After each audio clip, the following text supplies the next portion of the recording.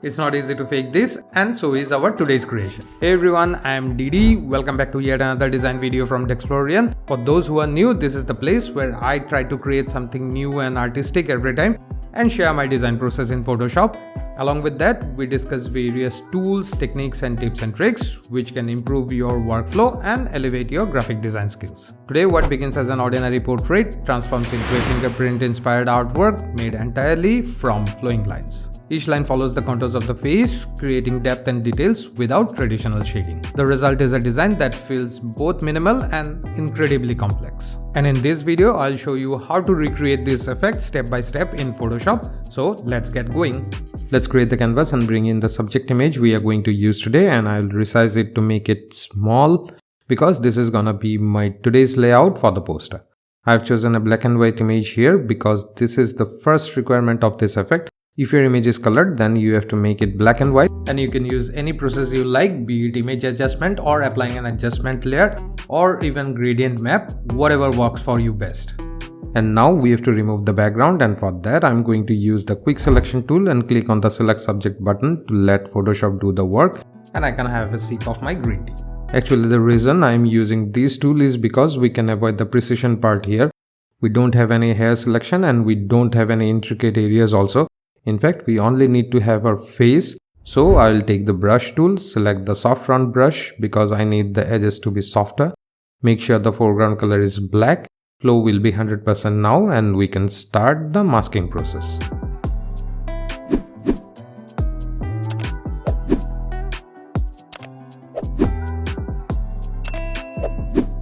To do the opposite, that is to make areas visible, press the X key to change the foreground color to white and paint over the area.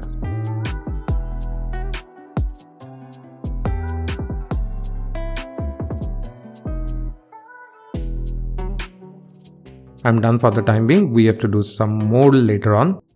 And now we have to increase the contrast of the image, and we're gonna do that by adding a levels adjustment layer on top of the image layer, and we'll bring this black slider on the left towards right to make the shadows even more darker. Move the midtone sliders to the left to make it brighter, and then the highlights or white slider towards the left to make it even more brighter. This is my final settings, and now we're gonna select both these layers and convert them into a single smart object and rename it as subject. Now we'll be working on the effect, and it starts by doing very important step, that is creating a displacement map.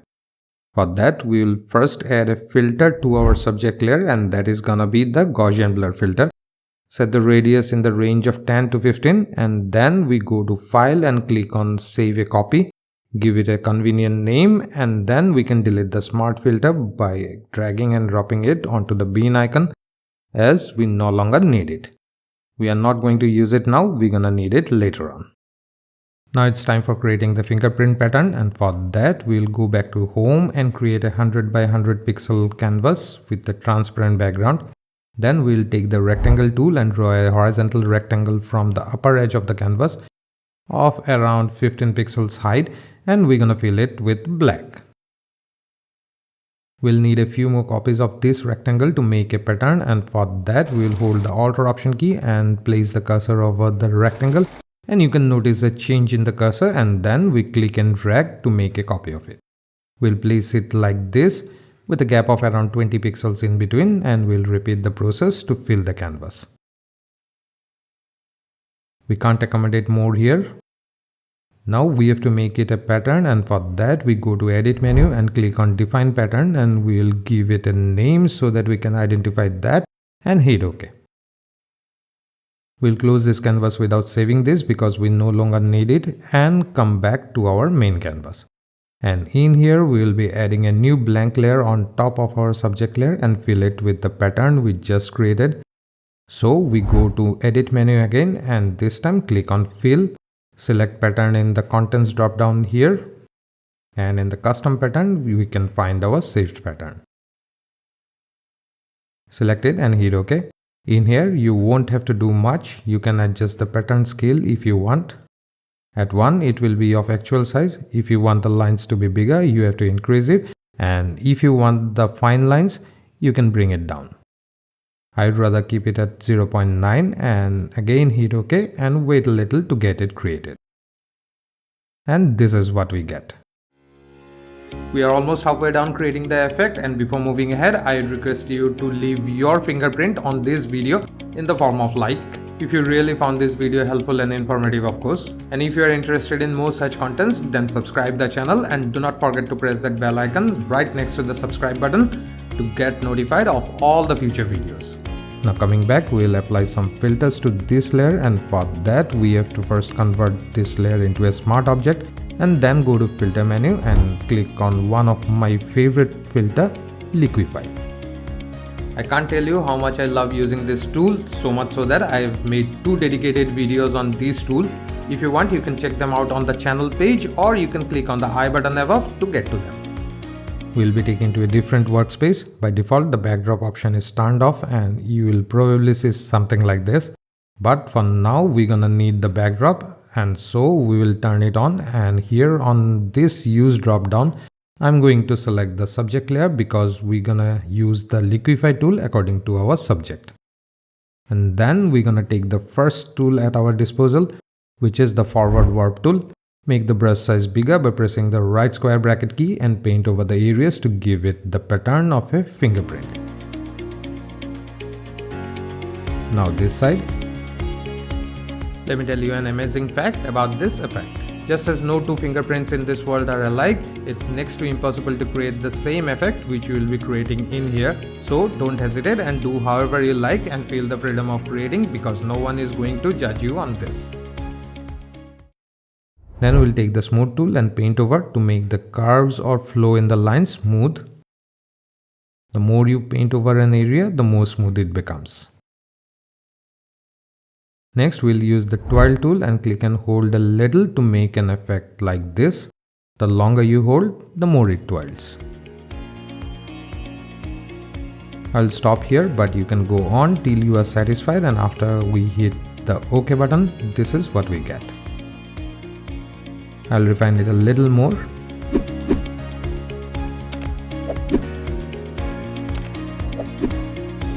Before proceeding further, let's rename the layer as fingerprint. And now comes the blending part, where we'll be making the effect feel more realistic. The first thing we're gonna do is go to filter menu again, and this time go to distort and click on displace. Keep the vertical scale to near about 5 and adjust the horizontal scale in the range of 10 to 15. I'm putting it to 12. Leave the rest as it is and we'll hit OK. And now we have to select the displacement map we saved earlier and click open, and now our fingerprint pattern is placed or merged along the contours of the face of the subject. Now we'll be doing some layer masking and wipe out the extra contour lines and give it the shape of a fingerprint. I'll be using the hard round brush for this purpose.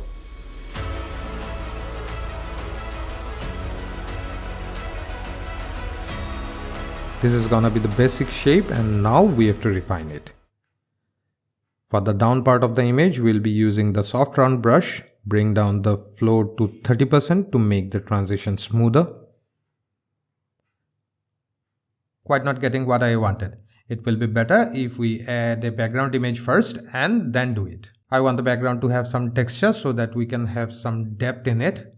And for that, I have downloaded a paper texture image and we'll drop it onto the canvas, rotate it 90 degrees and resize it to fit the whole canvas and put it right beneath the subject layer. Let's rename it to avoid any confusions later. Our poster looks totally dull and lacks brightness, so we'll add a curves adjustment layer on top of all the layers and adjust it to add some contrast.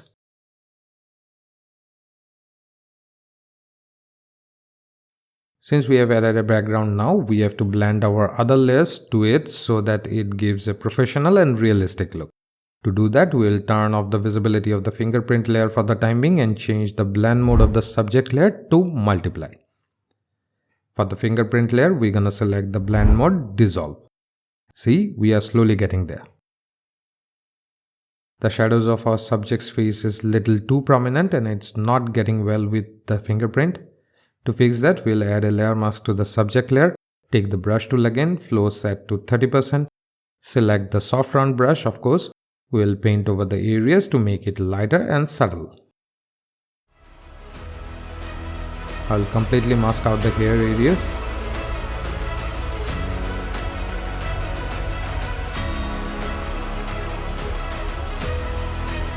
Now we have to work on our eyes and lips.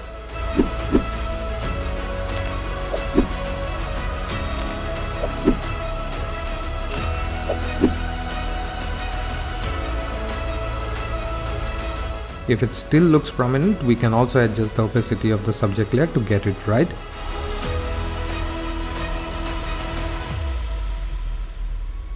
And now for the edges, we can use the soft round brush to make a smoother transition.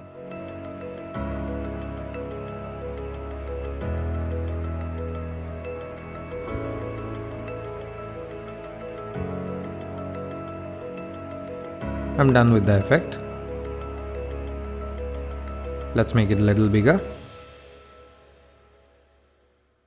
And now we have reached the last step of adding the text to make it look like a poster. In fact, what I have in mind, I am not going to add any other elements, just few text and that's it. Most people think powerful designs come from what you add.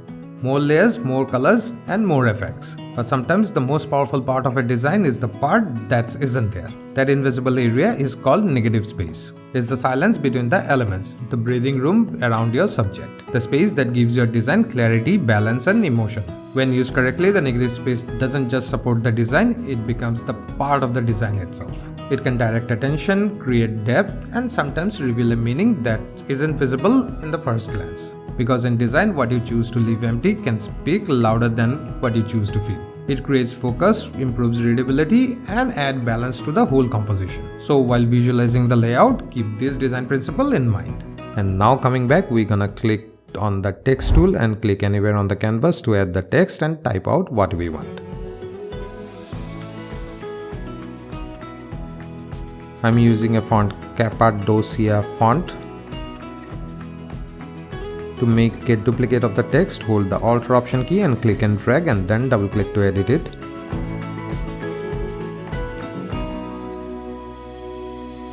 Gonna add a line over here.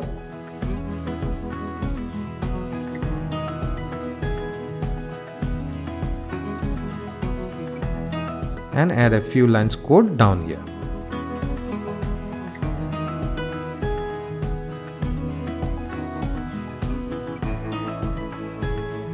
And we are done for today. Hope you found this video interesting and I was able to inspire you to create your unique mark and try it out in your next project. My comment box is always open for your suggestions. Please do check out the other videos for more such cool effects and I'll take your leave now. More videos coming up.